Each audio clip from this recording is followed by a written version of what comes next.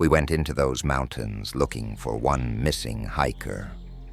We found 11 people living in a valley that does not appear on any map, any satellite image, or any survey ever conducted in Carter County. 7 of them had been reported missing across 3 states over a span of 6 years. Their families had held funerals. 4 of them do not exist in any database on Earth. No birth certificates, no dental records, no DNA matches. As far as any system is concerned, they were never born. The hiker we were looking for was not among them. And when we entered that valley, before we called out, before our dogs made a sound, before we were visible through the trees, all 11 of them were already standing in a line, facing our direction, watching us approach.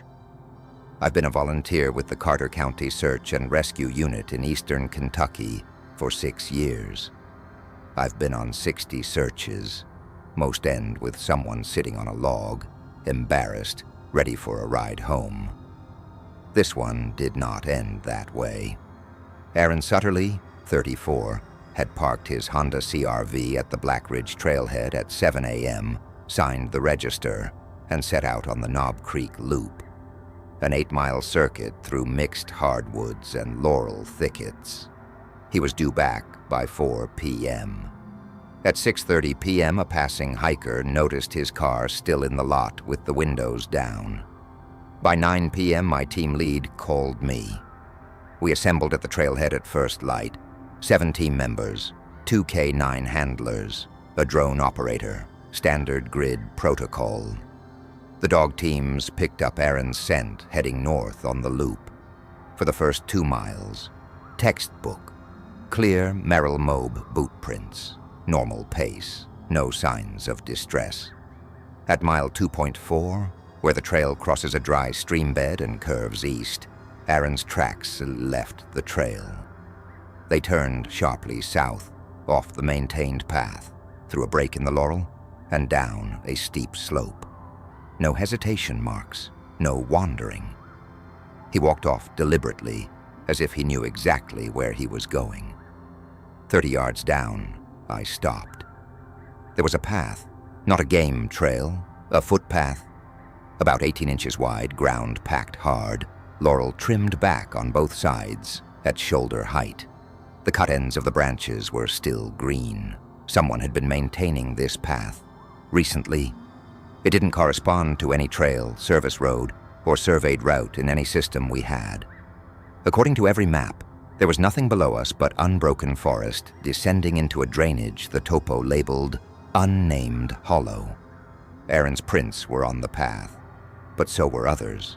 Different sizes, different treads, layered and overlapping, some fresh, some old enough that rain had softened their edges into the dirt. Dozens of people had walked this path over months or years. Devlin, our team lead, radioed base. Subject's trail heading south on an unmapped footpath, significant foot traffic, pursuing. We started down. The path descended through old-growth forest, mature tulip poplars and hemlocks. The canopy closed over us, killing the sunlight. The air grew cold, damp, weighted. 40 minutes down, I noticed the silence. No birds. In September, in the Appalachian hardwoods, the forest should be screaming with woodpeckers and jays and warblers. But the hollow was dead quiet. Not peaceful quiet. Pressurized quiet. The kind of silence that makes you aware of your own heartbeat. The path leveled out into a flat valley floor, maybe 300 yards across, ringed by steep ridges. A small creek ran through the center. The canopy opened slightly, letting in gray-green light. And then we saw them. They were already facing us, all 11 of them, standing in a loose semicircle at the edge of a clearing, all oriented toward the path we'd just come down. Not moving, not calling out, just standing, watching the tree line, as if they'd known exactly when we'd arrive, and from which direction. We were still 50 yards away, partially screened by rhododendron. We hadn't made any call-outs. The canine handlers had kept the dogs quiet. There was no reasonable way these people could have seen or heard us approaching. But every single one of them was looking directly at us. "Contact," Devlin said into his radio, and his voice had a tightness I'd never heard from him. 11 individuals in the hollow, alive, ambulatory, all facing our position. Behind the 11, a cluster of crude shelters, lean-tos made of stripped saplings and plastic tarps, were arranged in a rough circle around a central fire pit with low coals, a drying rack with venison strips, a stone cistern, a clothesline with faded shirts. Not a campsite, a settlement. Devlin raised his hands. "Carter County Search and Rescue. We're looking for a missing hiker. Is anyone here injured?" Nobody answered immediately, but something happened that made the hair on my arms stand up. They glanced at each other, all of them. At the exact same moment, a simultaneous lateral movement of the eyes, left, right, center, like a flock of starlings changing direction. Then they settled back on us. A man in his 50s stepped forward, gray beard, faded flannel. "Nobody's injured," he said. His voice was calm, measured, almost rehearsed. "We don't get many visitors. What's your name, sir?" "Dale." "How long have you been out here, Dale?" He paused. Not the pause of someone trying to remember, but of someone deciding how much to release. "A while. I was studying the group while Devlin talked. Men and women, mid-20s to late 60s, thin but not malnourished, clean clothes, worn soft, some in hiking boots, some barefoot. A woman near the back had a wristwatch that had stopped, and one man, older, maybe 65, standing at the far left, was wearing a faded orange vest. I recognized it immediately. It was a SAR vest, the old Carter County design, with a pine tree patch on the shoulder. We haven't used that patch since 1998. "Dev," I said quietly, "that man's vest." Devlin saw it. He didn't react visibly, but I saw his jaw tighten. "We're looking for Aaron Sutterly," Devlin said to the group. 34 brown hair, green rain jacket, blue osprey pack. Something passed through the group. Not a glance this time, a stillness, as if they'd all stopped breathing at the same instant. A younger woman, dark hair, sunburned shoulders, spoke from behind Dale. "Someone came through yesterday. He didn't stay." "Came through." "Down the path. He drank some water, talked to Dale, and kept going." "Going where?" She pointed past the settlement, toward the far end of the hollow where the ridges closed in and the shadows thickened. "Up," she said. While Devlin called in the situation, I walked through the settlement. The shelters were well built, notched joints, layered tarp waterproofing, sleeping platforms raised off the ground and insulated with hemlock boughs. Whoever built these knew what they were doing. There were 12 shelters, 11 people. I checked each one. Every shelter had bedding, personal items, signs of habitation. In the third shelter, I found a pair of children's sneakers, faded pink, sitting on the sleeping platform next to a man's work boots. The sneakers were small, a child's size 9, maybe a 4-year-old's. The person assigned to this shelter was Martin Pruitt, 63, the retired teacher. I found him later, sitting cross-legged by the fire pit, holding a folded piece of paper so worn the creases had turned white. "Martin," I said, crouching beside him, "those shoes in your shelter, whose are they?" He unfolded the paper carefully. It was a crayon drawing. A house, a tree, a stick figure with a triangle dress, the word "Papa," written in shaky kindergarten letters. "My granddaughter, Lily," he said, smiling. "She made this for me right before I left for my hike. She's 4. Martin Pruitt had been reported missing from a state park in Letcher County in April of 2019, 5.5 years ago. Lily was 10 now. She'd started 4th grade last month. Martin didn't know. Within 2 hours, the hollow was full of personnel, sheriff's deputies, state police, county EMS. The 11 were separated for individual interviews, and that's when it got worse. I was sitting with the young woman, Renee, when she asked me what month it was. September, I said. What year? I told her. She stared at me. The color drained from her face in a way I've only seen in trauma patients. That's not right, she whispered. That can't be right. I've been here maybe 8 months? Renee Solis had been reported missing from a state park in Virginia in March of 2021. 3.5 years.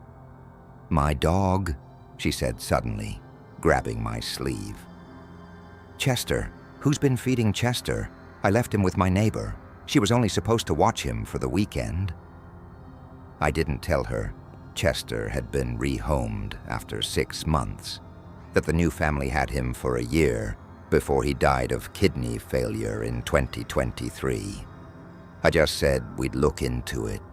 Dale Kirkland, the gray-bearded man, had carved tally marks into the center post of his shelter. I counted them while he wasn't looking. 847 marks. If each mark was a day, that was roughly 2 years and 4 months. Dale had been missing since November of 2020. Nearly 4 years.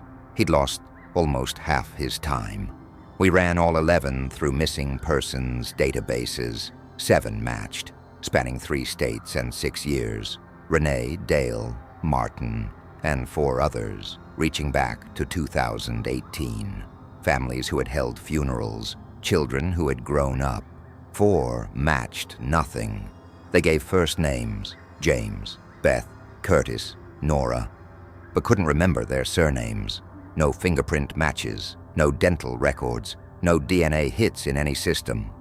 As far as every database on Earth was concerned, these 4 people had never been born. I tried to interview Beth, a woman who appeared to be in her mid-40s, composed, watchful, but she wasn't interested in answering questions. "You're wasting time," she said. "We're fine. You should go home." "Ma'am, we can't leave you out here. I was here before any of them. I'll be here after." "How long have you been here, Beth?" She looked at me, not at my face, at my shoulder, at my SAR patch. The current design, with the star and the mountain. "That patch changed," she said. "It used to have a pine tree. We updated it in 1998. "I know," she said. "I remember." I let that sit for a moment. "Beth, you don't look old enough to remember our patch from 1998. She didn't answer. She turned and looked toward the upper valley, the narrow dark throat where the ridges converged.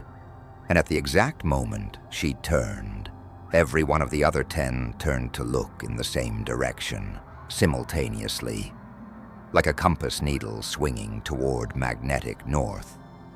They held the look for about 3 seconds. Then they all turned back, resumed whatever they'd been doing, as if nothing had happened. 2 of my teammates saw it. Neither of them said anything, but I noticed both of them unclip their radio holsters.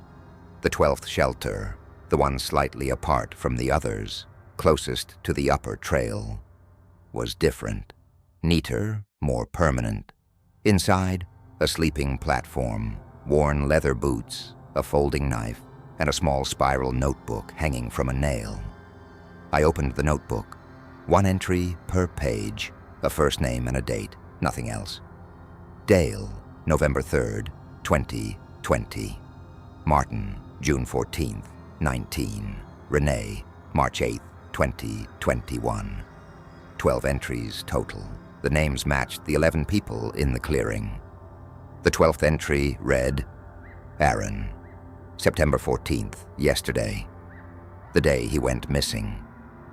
But Aaron wasn't here, and this wasn't his shelter. This shelter had been occupied for a long time. The boot heels were worn smooth. The knife handle was polished from years of use.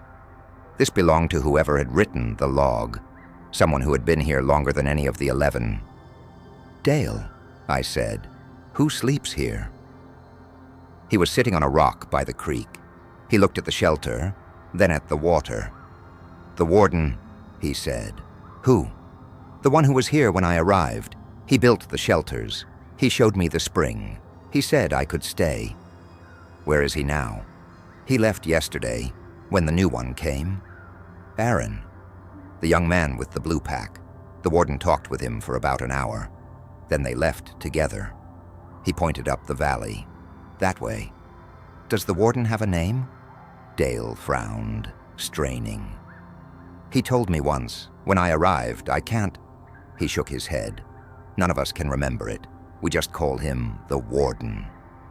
Within an hour, a 4-person team, me, Devlin, Trooper Hargrove, and Prater, the K9 handler, was heading up the valley, following the path deeper. The trail climbed steeply through dense spruce and rhododendron, maintained with the same meticulous trimming, same packed earth, same silence pressing down on us. After 90 minutes, the path leveled onto a natural bench, sheltered by a rock overhang. There was another camp, older, much older. The shelters were log-framed, chinked with moss, roofs partially collapsed. The fire pit was cold and full of years of leaf litter. And in the center, a massive red oak with a flat section shaved into the bark, covered in tally marks, groups of 5, 47. I walked through the old camp, dozens of sleeping platforms, arranged in rows, rotted fabric, brown compressed boughs, personal items in the dirt, a rusted belt buckle, a broken comb, a canvas shoe with the sole detached, and one item that made me stop breathing. A Carter County SAR radio, the old Motorola model we phased out in 2006. The battery was dead, the casing cracked, but the unit number was still visible on the asset tag. I knew that number. It belonged to a SAR volunteer named Tom Gentry, who disappeared during a search operation in these mountains in November 2003. The official report said he became separated from his team and was never located. His case was closed in 2005, classified as a wilderness fatality, with no remains recovered. Tom Gentry. The man in the camp wearing the old SAR vest with the pine tree patch, he wasn't someone who got lost in the woods. He was one of us. He came looking for someone just like I did. And he never left. Near the camp's edge, I found a second logbook. Hardbound composition notebook, mildewed but legible. Names and dates going back to 2003. Some entries had 2 dates, one labeled A, one labeled C. Every entry with a receipt date had the name crossed out. 36 names, crossed out. 47 on the tree, 36 crossed out, 11 remaining. The 11 people sitting in the hollow below us right now. "What does C mean?" Hargrove asked, looking over my shoulder. I didn't have an answer, but I noticed something about these C dates. They weren't random, they were clustered, groups of 3 or 4 within a span of days, as if people left in batches. And after each cluster of departures, a new group of A entries began. A new cycle of arrivals. The hollow wasn't just collecting people, it was processing them, moving them through, in waves. The 11 were just the current wave. Protter's dog led us past the upper camp, following fresh tracks, 2 sets, heading up.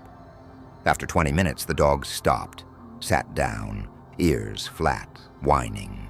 She wouldn't go further. "She's done this once before," Prater said. "Wise County recovery. She won't track past this point." I stepped past the dog. 50 yards further, the path opened onto a clearing on the ridgeline. panoramic view of the Appalachian ranges, layered in blue haze. In the center, Aaron Sutterly's blue Osprey pack, sitting upright, hip belt buckled around nothing. Beside it, his Merrill boots, placed together, his water bottle half full, his car keys set on a flat rock, everything arranged with care, the way you set things down when you're finished with them. His boot prints led to the pack. Beyond it, barefoot prints, bare feet on soft loam, heading toward the eastern edge of the ridge. They reached the drop-off and stopped. 800 feet of vertical shale and scrub below. No body, no color in the gray-green, no slide marks, no disturbed vegetation. He walked to the edge, and then he was gone. We called in a helicopter. It flew for 2 hours. It found nothing. The evacuation of the 11 took the rest of the day and into the next morning. 7 came willingly, though slowly, looking back over their shoulders, moving the way people move when leaving a home they don't expect to see again. Martin Pruitt clutched his granddaughter's crayon drawing against his chest the entire hike out.